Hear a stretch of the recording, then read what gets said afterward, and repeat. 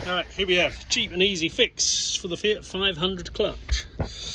What happens is the original bursts and you lose your clutch fluid. So this is where it's located, just in front of the left front wheel.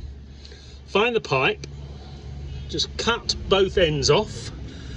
I used this, which is brilliant, but you can, if you haven't got that, mess around with a hacksaw.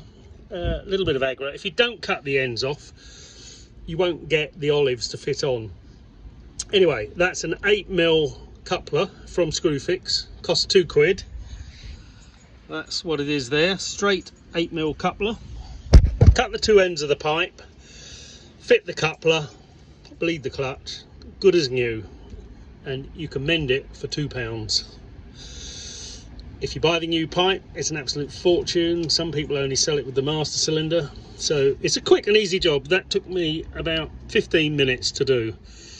Cut the old bit out, put the new thing on, slide the olives on, nip it up. Don't go mad tightening it because it is only plastic. But if you cut it close to the ends, you can still leave the metal inserts in, which gives it a bit more support. You'll see what I mean if you do it.